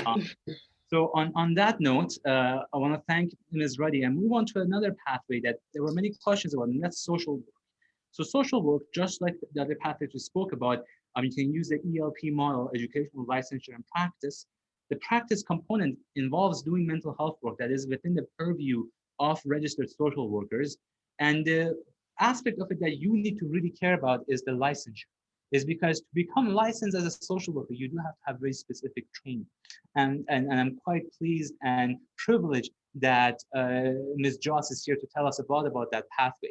I have some resources for you here in terms of the programs that are accredited in Canada.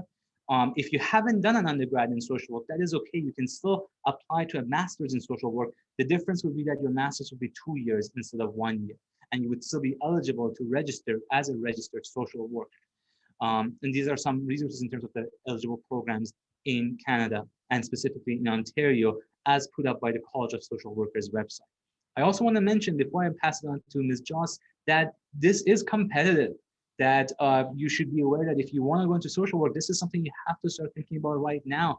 You have to start networking with social workers, really understanding what the industry and what the education pathway values, so you can start building up your application to be competitive for a social work program. These are very competitive programs. And on that note, I'm going to turn it over to Ms. Joss, who is a registered social worker. She's a clinical social worker at Ontario Shores Center for Mental Health Sciences and a professor at George Brown College. I had the privilege of working with Ms. Joss at various settings, specifically at the York University Counseling Center, where she was providing therapy to university students.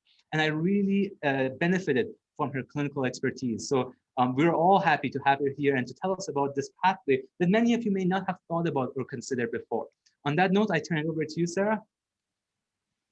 Thank you, Saeed, for inviting me here today. Hi, everyone. I did prepare a speech because I wanted to make sure that I addressed all of the questions that you guys asked when you registered for this workshop. So I'm going to start off by talking about what my professional practice looks like today. So as Saeed said, currently I am working at Ontario Shores Center for Mental Health Sciences. This is a mental health hospital in Whitby, Ontario.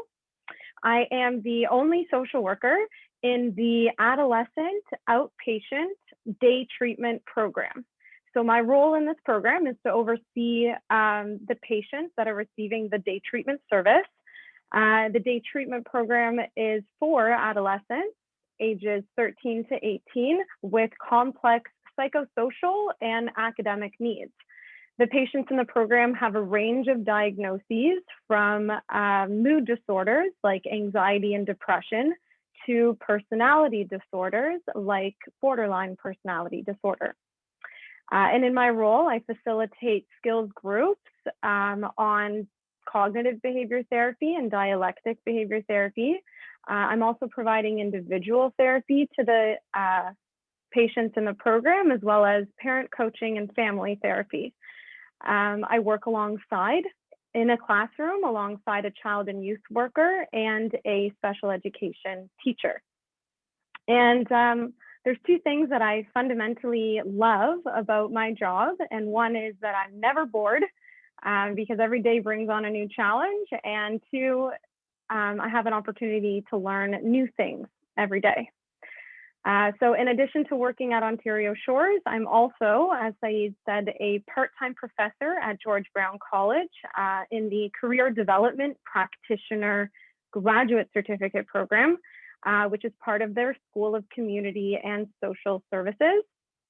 I teach a course called Individual Counseling and Coaching, where I teach counseling techniques such as solution-focused counseling, motivational interviewing, and others. So that's a bit of what I'm doing right now. I've been asked to talk about my path to how I got to where I am today. And just to give you a little bit of an image to start with, imagine a fly sort of buzzing around all over the place and eventually landing at where they want to be. I would say that that's pretty much describes my path. So I did my undergraduate degree at Brock University in Child and Youth Studies, where I got a Bachelor of Arts in Child and Youth Studies. I chose that program because I knew I wanted to work with children and youth, but I didn't know in what capacity. And I was told that that was a great program to give me a broad range of exposure to working with children and youth.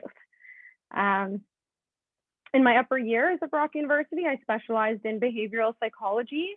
But when I graduated, I still didn't really know what I wanted to do. So in 2010, I was offered a scholarship to go to Ryerson University to do their master's program in early childhood studies. And that's where I received my Master's of Arts in early childhood studies. This program, I would say, enhanced my knowledge in child development, attachment theory, and psychology. But you'll find this a familiar thought of mine. When I graduated, I still didn't have a concrete plan. And, oh, I just got a noise in my headphones. Can you guys hear me still? Uh-oh. Yes, we're good. Okay, good. Okay. Yes, I wanted to make sure you could still hear me. Okay, I still didn't know what I wanted to do. So at that time, I took a year off and I volunteered in some classrooms. I always sort of was on the fence about whether I wanted to become a teacher, so I thought volunteering in a classroom would be a great way for me to discover if this is really what I wanted to do. And while I was working in the classroom, I found that I was drawn more towards the students with behavioral challenges or mental health challenges. And that's really where my career came to light. I learned that I wanted to be a social worker and one day work in schools. So I went to Yeshiva University and did my master's in social work at the Wurzweiler School of Social Work in New York. I chose this program because at this point I'd already done a master's degree, so I wasn't looking for a program that had a lot of in-class components. I was looking for a program that had more of hands-on practical experience. And so what's really neat about the Wurzweiler School of Social Work program in New York is that they have a summer block program where you can do 2 months of courses in the summer for 3 consecutive summers. And then during the year, you get 2 full year placements in Toronto. So I was able to focus on my studies in the summer, and then during the year, focus only on my placement, which I thought was a really great opportunity to get a lot of hands-on practical experience in social work. I did my first practicum at the Toronto District School Board, and I did my second practicum at the Personal Counseling Center at York University. And I graduated with my master's in social work in 2014. So that's sort of my schooling path. My first job that I had was at working as an overnight counselor at Kids Help Phone. And that was a very difficult position to have in crisis work, but the training was intensive and amazing for new graduates. And the support that I received there was, I think, exactly what I needed to build my confidence in this field. However, after about 6 months of working overnight shifts, I did discover that that's not my thing. I don't do well with overnights, and so I resigned. And at that time, I was really job searching. I wasn't sure what I wanted to do, and I did take some time off to travel. And about 2016, I started working for a youth employment and training organization called Empower Canada. My role there as the social worker was to conduct intake assessments with the students and determine the supports that they would need to be successful both in that program and after they graduated from that program. Another part of my role in that program was to teach life skills courses like stress management, time management, conflict resolution. And after about 2 years of doing that role, my role shifted a little bit to support students more with employment readiness and career counseling. So that shift wasn't exactly something that I wanted to get into anymore. I knew that I wanted to go more into the clinical field and more into mental health and therapy. So in 2019, I saw an opportunity to broaden my skills, and I applied for the position at Ontario Shores. I was nervous about this because it was quite a shift from working at a nonprofit organization to like jumping in full force, both feet into a clinical setting. And I'm very glad that I made that decision. So I've been asked to talk a little bit about the challenges that I faced in this path. And I'll start by saying that there's definitely pros and cons to the path I took to get to where I am. A pro would be that in my current role, I'm utilizing all the knowledge and skills that I've acquired over the years since I graduated. I feel that each job that I've had and each school program that I've had has really contributed and made me able to do my job better that I'm doing now. In fact, if I didn't work at Empower Canada, I don't think I would have the opportunity that I have now to teach in a career development program at George Brown College. So my position there led me to being able to teach at George Brown as well. And a con that I faced is a lot of dead ends, as you can see from my story. So I was worried a lot about when or if I would find another job. I also worried that the longer I was out of the field, the harder it would be to get a job, because I knew that there would be other people who were more qualified than me or had more enhanced skills than me. And so the competition was there. But what I can tell you right now is that there will always be others who can be seen as more qualified and have more enhanced skills than you do. And instead of looking at them as competition, what is really helpful is to look at them as mentors and people that you can connect with and learn from to make yourself better. Another challenge that I faced was staying confident in myself and my abilities. I'm sure many of you have heard of the term imposter syndrome before. That's a big one in this field. I would say that as helping professionals, it's common to start questioning whether you can handle the job and whether you're doing enough to help the client. And it's really important to answer that question for yourself. One of the ways that I answer that question is by pushing myself to do better and continue to learn, and also by celebrating the accomplishments that I have so far. The books really only teach us so much. The rest of what we learn by doing. And so it's okay not to know everything. It's even okay sometimes for our clients to know more than we do because we learn from them. And I wanted to mention that another challenge that I had was also figuring out which field of social work I wanted to get into. Here I was, having graduated with a master's of social work, and there was still so many opportunities because the field is so diverse. And I'll give you an example that actually just this summer, when the day treatment program at Ontario Shores was closed because of the pandemic, the hospital needed a social worker. So in the span of 3 months, I worked in an adolescent inpatient unit, in an eating disorders unit, and in a geriatric psychiatry unit. And I was expected to learn what I needed to learn to be helpful in all of those completely different areas. So, I mean, it's exciting about social work that you have an opportunity with a master's in social work to access all of these different fields.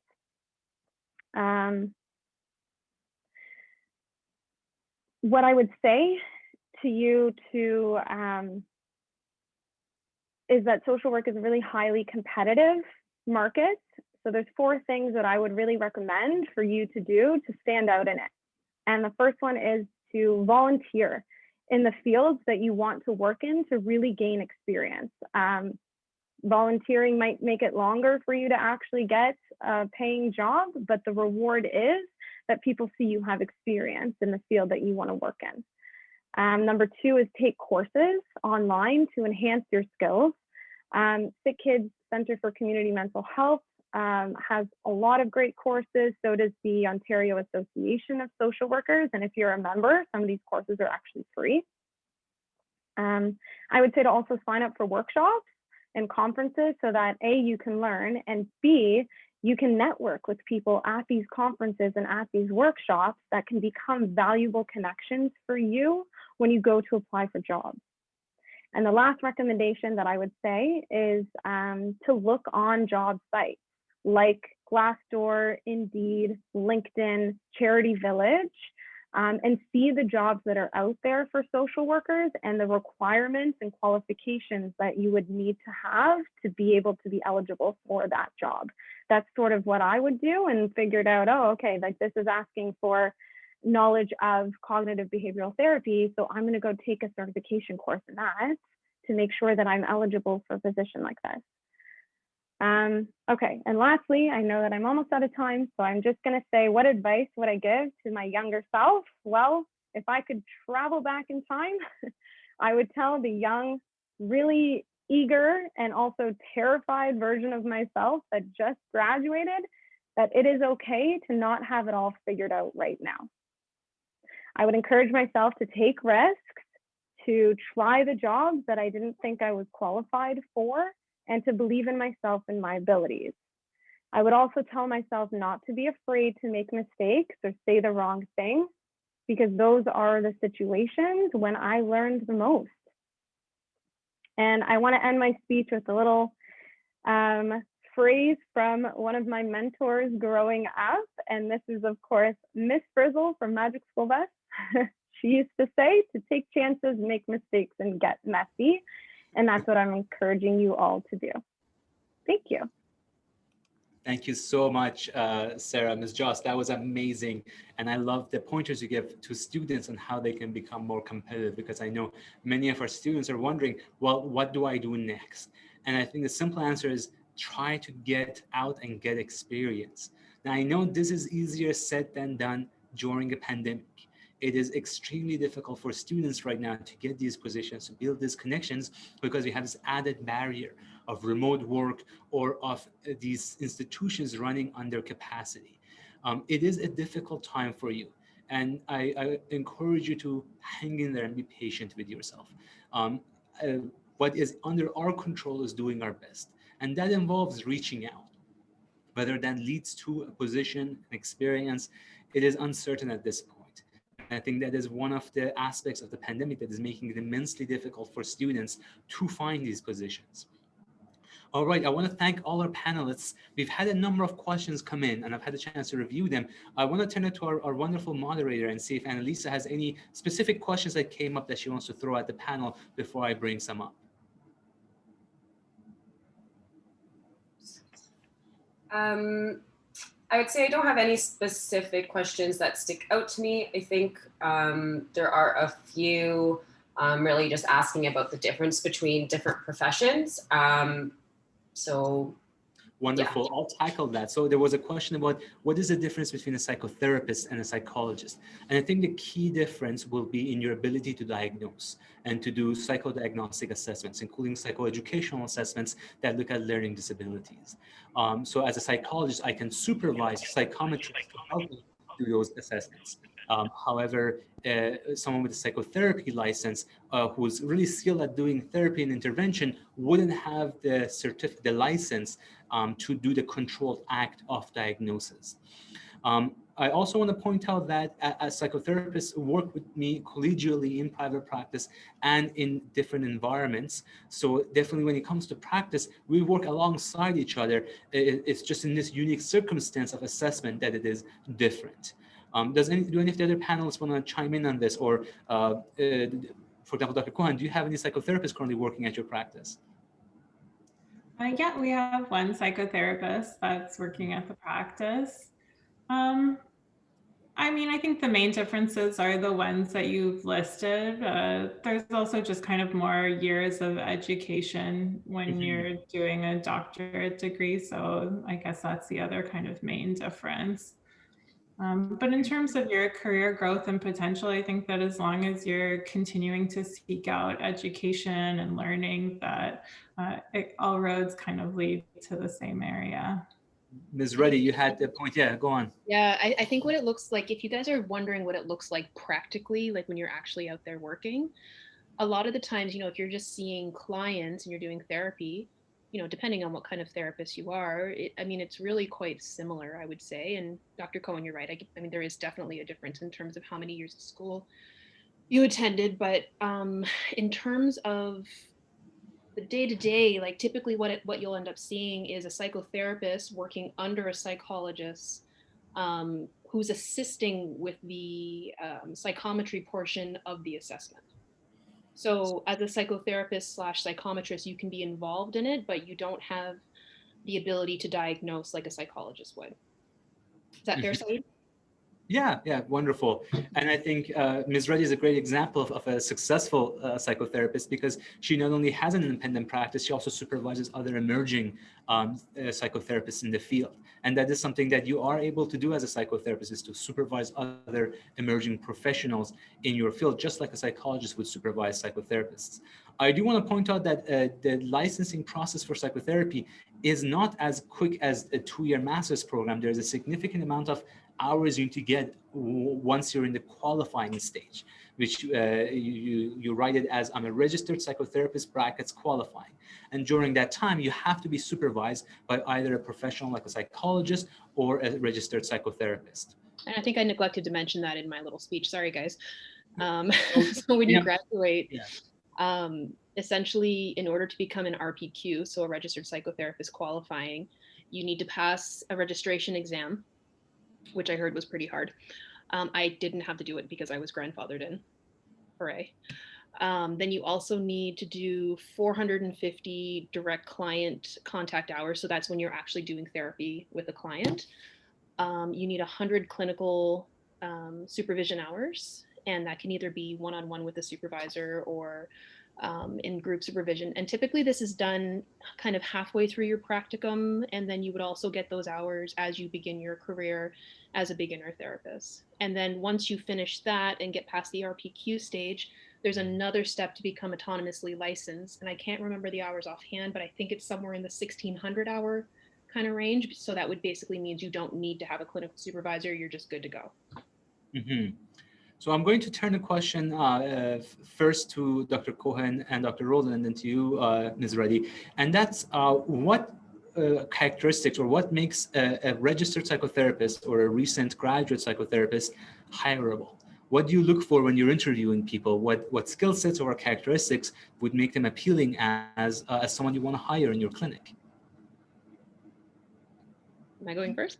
I'm going to turn it over to Dr. Rolden first. Okay. I guess, for me, it's going to be experience, right? What you bring to the table as to what has sort of brought you to that point. What sort of base do you have as an individual that I'm looking to possibly hire? And then the willingness, again, like going back to what I said earlier, the willingness to expand that circle, right? What are you willing to sort of grow? How are you willing to grow? What are you willing to do to grow? And are you willing to place yourself in that space that is always uncomfortable for us, where this is an area that I need to work on. And so that willingness to do that is what I'm looking for. Honestly, what you bring to the table, but then are you willing to expand and take some risk under supervision, of course, so that you can expand that knowledge. And so I'm guessing by risk, I mean like take further training, for example, whether further it's training, online training on your own. Great question. So great clarification. So what I'm looking for is somebody who has a vision as to where they want to be, but even if they don't necessarily, they recognize that they have to do additional training. So like, I want to be able to know, who do you want to work with? What population do you want to work with? Do you, even if you require additional supports, I can help you guide there, but I want somebody who's willing to do that and to be able to say, yeah, this is the population that I want to work with. I have some experience here. This is my basis that I'm presenting you with, but this is where I want to grow. I want to be able to expand. That's what excites me, is that somebody wants to grow, that doesn't come in, that just wants to stay where they've been and doesn't want to sort of continue to expand. That's why I supervise, because I want to help individuals to expand in their skill sets so that they become more comfortable across different presenting issues. Dr. Khan, what stood out to you when you hired someone? What was your kind of criteria in your head? I'm in a constant state of hiring, and I'm interviewing quite frequently. So this question is definitely pertinent to me. I think kind of the main things that I'm noticing is I really want people to be able to speak from a clinical perspective, like what actual evidence-based strategies and theories are you applying to your clients? How do you approach them clinically? How do you create a treatment plan? So I really want you to be thinking in that realm and be able to speak to that in a confident way. And also that you're aware of some of your limitations and can speak to that too, so that you're not kind of saying you do it all. When people tell me that they do it all, do all populations, do every diagnosis, that's a red flag to me, because that says to me that you haven't kind of looked internally to identify what are the things that you're not fully trained in and fully aware of. And yeah, that's an excellent point. Can I just jump in? That's an excellent point. Because even when you take what I was saying, I think it's important. That's why you have to look at the basis, right? So it's not like if I come in and I have children and all of a sudden I want to work with seniors who have dementia. That's an excellent point. So I think, Dr. Cohen makes an excellent point of like, yes, you want to be able to, I think it's a strength to be able to speak to your weaknesses, right? And to be able to speak to your blind spots and those things that you maybe aren't so comfortable with, because that is going to become relevant when you go to the college too. When you go to do your oral exam, you have to be able to express the fact that there are certain things that you would be looking to refer out, or that you're looking to sort of, that that you can't sort of take on. And that's an excellent point about also knowing your limits within that. So yeah, I agree. Thank you, Dr. Rolden. Ms. Ruddy, in terms of, because you have hired a number of people too, what do you look for in emerging professionals? You know, my practice is really built on the relationship, and that's both with my clients and the people that work with me. So I would say first, back to that openness piece. Guys, it's not easy to sit with a supervisor and have them listen to a recording of your session and have them, you know, essentially criticize you, right? And it's not really criticism, it's more just like to help you get better.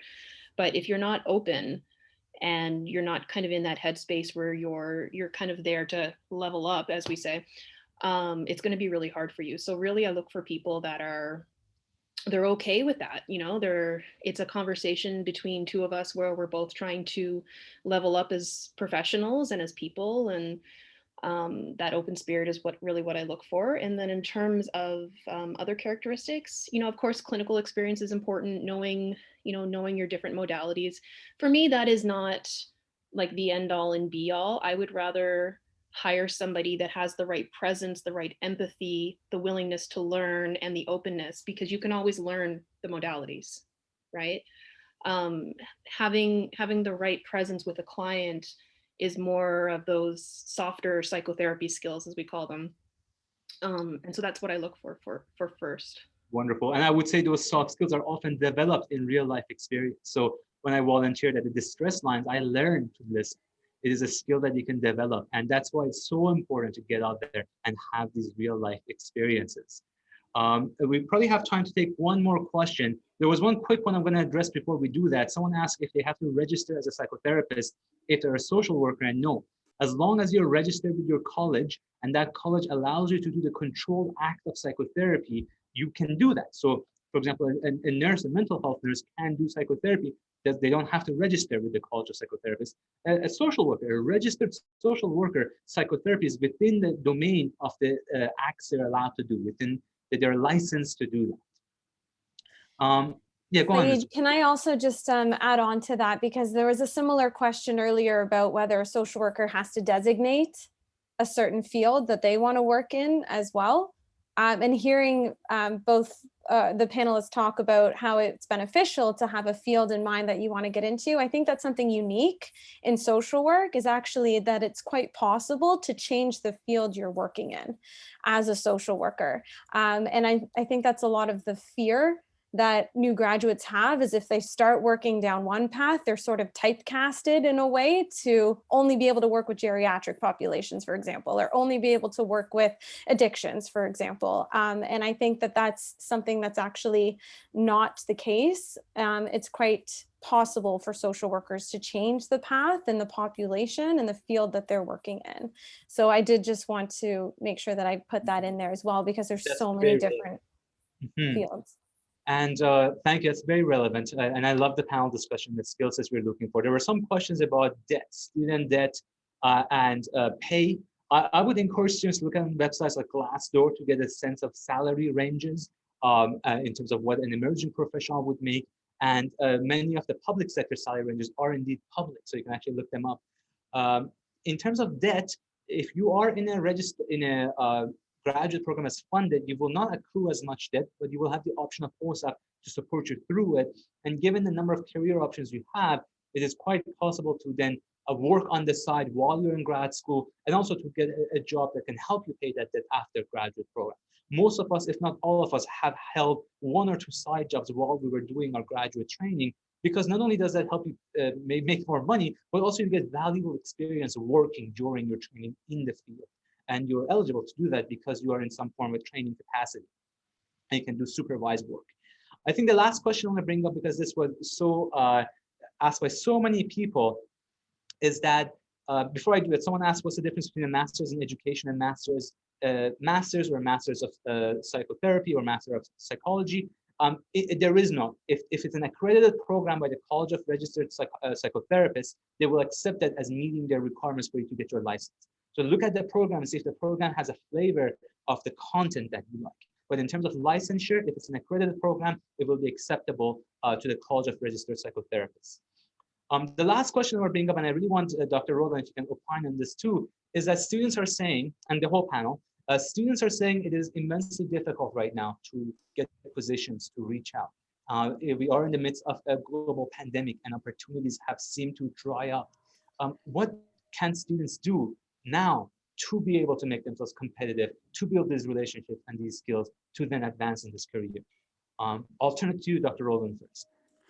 Thank you for giving me that one, Saeed. But I guess partly what I would say is, oftentimes what I say to therapy clients as well, right? Like when we're stuck in a moment of pandemic and we're thinking about all the things we can't control, it's a good idea to focus on what you can control, right? And so maybe this is the time to be sort of planning for what you want to do. Maybe this is where you're doing your research.